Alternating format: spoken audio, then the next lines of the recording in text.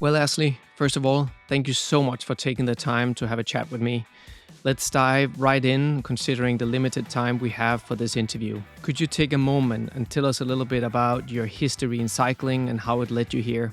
Well, I got into cycling actually much later in life. So, I learned to ride a bike as a young kid, and I used to play on the streets with friends riding my bike.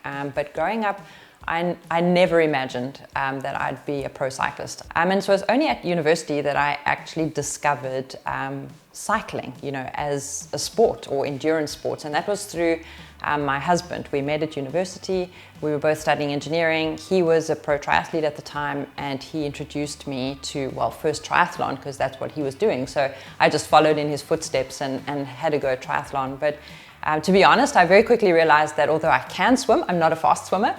So that was a big disadvantage. And then also, moved a little bit to duathlon and running half marathons and combining that with riding. But I kept getting running injuries. And so eventually, it just I was forced to focus mainly on cycling. And it very quickly, we realized, both my husband and myself, that I had really a talent for cycling. And I suppose it came a lot to do with the fact that I have a really good power to weight. So I'm small and petite, which was often the disadvantage growing up at school. Like I wasn't strong enough or big enough. But with cycling, it was the perfect match, small, petite, but had a lot of power. So yeah, at university, while I was studying engineering, actually process engineering, I started to explore training more, with my husband Carl, with the university cycling club. I then started off by taking part in the university championships and winning that, and then started racing local league races, and ended up, becoming really good and winning a lot of those races. And that's when I took it to the next level of racing nationally in South Africa. And when I got to my final year of studies, I had the opportunity to come over to France to race the Tour of Ardèche. When I came over to France to race here, I immediately fell in love with pro cycling in Europe. The climbs were that much bigger, the roads are more technical. It was more of a challenge, and suited me better as a rider. So as soon as I finished my studies, my husband and I made the move to Europe to pursue professional cycling. When you made the transition to Europe, what was the first thing you did there? Well, actually, interestingly enough, my husband has Italian heritage. So from, many, many years ago, it was his great-grandfather that came to South Africa during the war period and settled in South Africa. He had this idea growing up all along, that he could have an Italian passport. And he really pursued it very hard to get the Italian passport and managed to do that. He wanted to explore his heritage and to be in Italy. So we first based ourselves in just outside of Varese, so Lago Maggiore, northern Italy, close to Milan. It was really beautiful. It's a really beautiful part of Italy. The culture, the Italian culture is really special. We both really loved it. And of course, he could really resonate with it. It was in his blood. But I think finally we just started to realize that we weren't necessarily living a very healthy lifestyle. To become integrated into the community in Italy, it's a little bit more challenging, especially if you don't speak the language. It felt like we were living like an extended holiday. And it wasn't necessarily the healthiest life. We didn't have good life balance. We go riding in the most beautiful scenery and then come home, and just sit in our apartment and not really know what to do. And so that's when we just started to look a little bit, further and elsewhere to try and find somewhere where we could have a slightly better life balance. And so after 2 years in Italy, we moved to Girona, Spain. Well, Girona, the province for us, not Girona town. I don't live in Girona town itself. I live just outside in a town called Banyoles. Which is also where you run your family business, right? Yeah, exactly. So also, through the cycling career, it became clear that it was a good career choice for me. I made really big steps quite fast in cycling. But my husband, Carl, he started to realize that pro sport wasn't for him. So, we just started to think about, what does the future look like for us? When it comes to an end for me, what is the future for us, and how can we try to benefit from all the contacts and experience that we have and all the time we've spent in cycling? How can we create a future for ourselves? So we'd ride around the beautiful roads of Girona and admire these beautiful stone villas And we started to, think about, wow, it would be really amazing to own one of those and to create a cycling tourism business. And in that way, we could really share our passion for cycling. Oh yeah, I've also seen and heard a lot of positive feedback from friends, industry partners and cycling fans who visited you at the Rocacorba Cycling and loved the authentic atmosphere and accommodation within the ancient stone walls of your beautiful 17th century farmhouse which you guys renovated. But do you also find the time to relax, recover and unwind when you're at home, considering your commitments and racing as a professional cyclist? Yeah, it was kind of interesting because I've never really been a traditional pro cyclist, and in the first years of my career, a lot of people tried to convince me that I needed to change, that I needed to learn to focus only on cycling, and eat, sleep, dream cycling. But finally, actually, when I joined the Cervelo Bigler team in 2015, finally I found someone who really understood me, actually in Thomas Campana.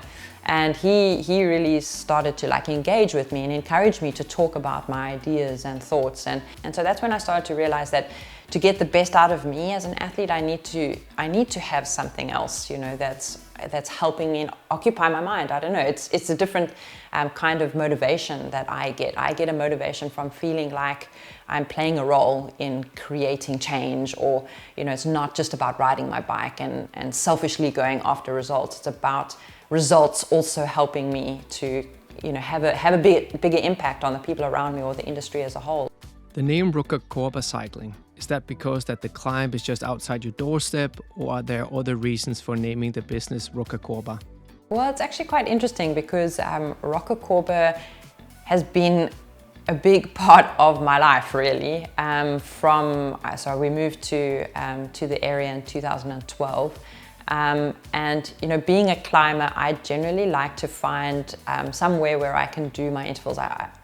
Some people might think it's a bit boring, but I quite like having the comfort in knowing that you're doing your intervals somewhere where you can actually also see progress. So it's the same it's kind of a controlled environment, and so it's not only what your power meter is telling you, but you're also seeing progress at different points on the road that you're getting to at different times of the season. So from the time that we moved to Banyoles in Girona, I immediately gravitated to Rocacorba as my climb, where I would do my intervals. And so, I often spend at least 2 of the days in a week doing not necessarily the entire mountain, but using it for my intervals. It was always a challenge for me, Rocacorba. It's helped me to kind of evolve as a cyclist, because it's been a way of measuring my progress, but also a way of challenging me, a way of achieving certain things in terms of being the queen of the mountain. I've been the queen of the mountain since 2013. And so when we came across the property where we've started our business, it was actually almost crazy coincidence that it happened to be literally at the bottom of the climb. Very quickly after we had acquired the property and we were starting to plan the business, I just had this crazy thought in my mind, well, why don't we call it Rocacorba Cycling? And I actually, at that time, I thought, this is crazy. For sure, it's not going to be possible. Someone's using the name for something else. And it just so happened that we managed to, get all the domains we needed to the Instagram's account for Rocacorba Cycling, and so it was quite an easy decision. Yeah, no, it's true. I was just checking here on Strava while you were talking, and you placed yourself in the top 20 in the overall standing on the Rocacorba Strava segment, ahead of many professional male cyclists. Yeah, so it's actually a funny story because I was queen of the mountain, I think, like I said, from 2013, but it's not that every year I went back to set my new fastest time.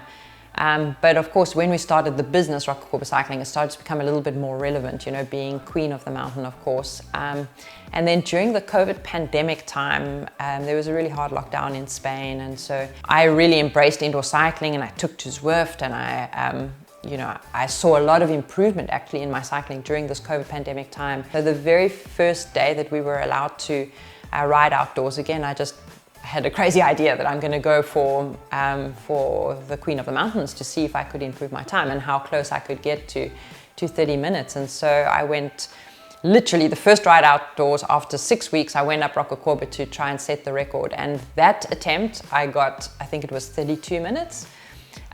which was already quite a big improvement from the previous QOM I had set, which I think was 34, almost 35 minutes. So I also recognized, well, you know, I think I could go faster, because obviously from training a lot on indoors, I was almost more accustomed to riding in my saddle. You know, it wasn't necessarily the most efficient climb because all the training had been done indoors. So it was in 2021, actually after the Tokyo Olympic Games, I knew I was in really good form. And so I thought, okay, I'm going to give another shot at Rocacorba, and I want to try and break 30 minutes. And yeah, it was a really big effort. And I was totally empty at the top. But yeah, I broke the 30-minute mark, and that was quite a big achievement. And yeah. After spending 13 seasons in the women's pro peloton, and according to Pro Cycling Stats, you achieved some incredible 47 victories. Early 2022, you announced your retirement, which is something I completely understand the reasons behind your decision. Despite being young, it's natural to have other goals and plans for your life. But what led you to change your mind and decide to sign with AG Insurance? So it was actually quite interesting how it all came about. You know, I had definitely in mind that I was going to retire at the end of this year. But I was hadn't planned to make it public in the media, but it just so happened at team presentation with SD Works that the question was asked, and yeah, I wasn't going to lie. So, you know, I put it out there, and suddenly it became very official. You know, already in February of the year, it became super official that Ashleigh will be retiring at the end of this year. And yeah, I mean, I was convinced that that was the case. And I think the big reason for me was that firstly, I wanted to be more involved in the business side of Rocacorba Cycling, and even growing it. And you know, I've launched a virtual cycling community on Zwift called Rocacorba Collective. You know, so I wanted to be more involved in the business side of things. And but then, you know, during the course of the year, I started to see that my level of performance was still increasing. So this year I achieved, you know, my best level ever. And there's still signs of that improving. So I started to already, yeah, it was about in May time really that, yeah, the option to sign with AG Insurance and all the plans that Natasha had for the team, that, you know, it became a reality that they were interested in me. And I have to be honest, it actually didn't take me long to change my mind. I really like to be part of projects that are more meaningful than, you know, just about winning bike races. And that's something that definitely was very clear to me with Natasha from the very, very beginning, is that, yes, you know, this is a team that has the goal to win races and to be a high-performing team. But more than that, it's about, you know, creating an environment where young women can grow and can improve and can reach their full potential. So Natasha's project just, you know, it resonated with me. It ticked all the boxes in terms of, you know, my vision for women's cycling, in terms of, you know, what motivates me as an athlete. And yeah, it also, you know, women's cycling is on the up now. We have the Tour de France Femmes, where, you know, I have some unfinished business. So then, you know, knowing that I have another year that I've signed with AG Insurance Next Generation was really reassuring, because it means that I have another opportunity next year. Do you think the COVID pandemic was a turning point for women's cycling? Yeah, the COVID pandemic was definitely a turning point for women's cycling, and interestingly so, because when it first happened, a lot of people had in mind that women's cycling would take a couple of steps back, or that it might affect women's cycling negatively, because, you know, the mindset was that with competition, you know, ceasing because of the COVID pandemic, that the focus would be mostly on men's cycling to recover and to come back, and that women's cycling would be an afterthought. But actually it was the contrary, and this was very much to do with virtual cycling. And so obviously these virtual platforms, and especially Zwift, came into the spotlight. And one of the things that, you know, I respect hugely about Zwift is that they've always prioritized equality. So from the very onset, when they started to do competitions during this COVID period for road cycling, so that we could have some form of competition, from the onset they made it equal. So anything they did for the men, they did absolutely equal for the women. Then the real turning point came with the virtual Tour de France. During the COVID time, of course, the Tour de France couldn't happen in its normal slot in July, and so, the way I see it happened is that the ASO obviously went to Zwift to try and do something on the platform for the Tour de France. And yeah, I'm pretty certain that Zwift said, okay, we'll do it, but it has to be equal for the women. And so to me, it was actually quite crazy that, I'd been part of this fight, for a Tour de France for women, because we've all known it's important to have a Tour de France, the biggest bike race in the world for women, for us to take that next step. The impact of that was huge. So in terms of my experience of it is, for example, I won the Queen stage of the virtual Tour de France, and the next day I rode into Girona, because now, okay, it was open and we were able to ride outdoors. So I rode into Girona, I stopped at a coffee shop, and immediately my husband said to me, do you notice that more people are looking at you? They're turning around and looking at you. And when he said, I was like, yeah, actually, maybe you have a point. They're kind of pointing. So because of the visibility through the Tour de France, which is the biggest bike race in the world, suddenly I was recognizable, to more people in the public eye. And this was something I'd never really experienced. Like, yes, you have fans in women's cycling, but they were more avid fans. Like, they really had to sort out to watch women's cycling. But it just immediately showed what a big difference it made to be in the spotlight on such a big platform. Did you start using Zwift for the first time during the pandemic, or did you already have a membership before that? So I didn't actually have an active membership before. So what happened really is that Zwift actually came to Rocacorba Cycling in December of 2018 to use us as the facility for a training camp, so a real life training camp that they did. And that was my first real exposure to Zwift as a platform, and it was a super fun camp. It was really great to watch the people riding, suffering indoors, and then going out in the afternoons to kind of work on more like their skills outdoors, and to see how the two can complement one another. And it was fun being part of it. And when Zwift left, they left a really nice setup, But I have to be honest, after they left, I think I used it once. And that was because it was a really rainy day. And in that moment, I can't say that, yeah, it was okay, it was fun, but still the same frustration for me with indoor training, which was the big reason why I didn't enjoy doing it, is because I'm a bit of a perfectionist when it comes to training, especially with my engineering background and analytical background. I'm really into the numbers, and so if I do an interval session, I really like to get good numbers, and I'm always pushing to even improve my numbers. So the big reason why I didn't enjoy indoor training is because it was really difficult to get those numbers. And that is the case, of course, if you're only doing it every now and then when the weather is bad. And then when the COVID pandemic hit, of course, I had this great Zwift setup. I had some experience with the platform, so I knew what it was about.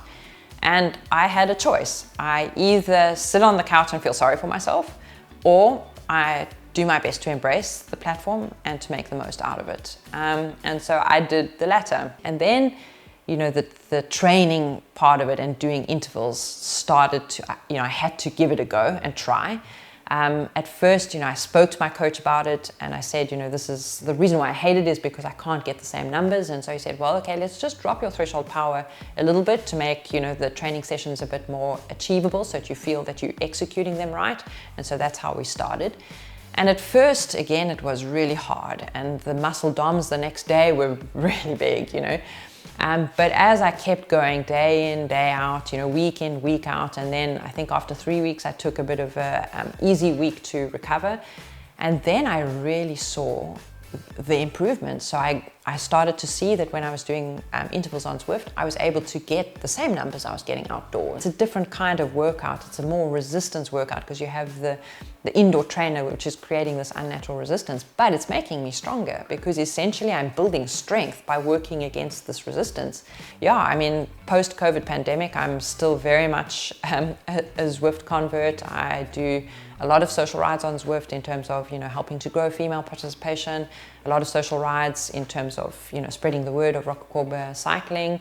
But then also I do at least one intensity workout a week, because I see the benefits of training on Zwift to make me stronger outdoors. And I think that's also one of the reasons why I had my best year this year, is because I use Zwift as a training tool. Will you take part in the weekly Castelli Zwift Ride series this fall and during the off-season? Yeah, Zwift is a great opportunity to connect with people from all around the world, because, usually to ride with someone, you have to be in the same place at the same time, but there are absolutely no borders or boundaries on Zwift. You can be in the comfort of your own home and riding with people in Brazil, in Australia, in South Africa. It's really incredible how you can connect with people, and I love that about the platform. After 13 years in Europe, racing in the pro peloton, what does dreaming mean to you as a professional cyclist? Well, I think we never stop dreaming, really. I mean, yeah, pro cycling, it's a really tough sport, and we have these great goals, and I think part of achieving those goals is the dreaming aspect of it. It's that kind of visualization, which is almost in a way dreaming. So yeah, I mean, for sure, for me, I dream of winning the yellow jersey. I feel I came really close last year, and then yeah, circumstance stopped me from achieving it. So that dream is still very much alive in my mind. And yeah, it really is true. When you have a big goal like that, it does occupy your mind quite a lot. And even sometimes really in reality, your dreams, at nighttime, you're dreaming about, winning the yellow jersey. And then sometimes on the bike, when you're doing the intervals, you're dreaming or visualizing, attacking up the climb and breaking away solo, and that's what motivates you in that session. So it's a very big part of our lives, kind of in a sort of more like a realistic term, as I say, visualization, but actually that's a dreaming. So yeah, I mean, the dreams is what motivates us to keep pushing and keep training as hard as we possibly can to realize them. Nice. Well said. Thank you. I guess it's difficult for you to talk about Castelli clothing right now that you only just got your 2023 team kit. Of course, you have experienced racing in Castelli gear, doing your 2 years with the Bigla team. But again, so much has improved when it comes to performance that perhaps it's better if we dive into the clothing topic later this season. Well, the one thing that everyone knows a lot about is the GABA, that's for sure. Like, it is crazy how that, I want a GABA, like, I remember Thomas, he used to have the non-branded GABAs because when we went with Castelli, because obviously he could organize it, but yeah, that is the one product from Castelli that everyone knows. So that's the one you're looking forward to? Yeah, of course, but yeah, I'm certain that, as you say, there's some developments in the products as well. Like, I know Castelli is a brand that's always pushing to improve, and yeah, yesterday I put the kit on for the first time in a couple of years, and I immediately felt, wow, okay, it's good to be back in Castelli. You feel straight away like it just fits so well and feels super fast. So yeah, that's good to hear. Wow, that's fantastic. I like that ending. Fantastic. Cool. Thank you.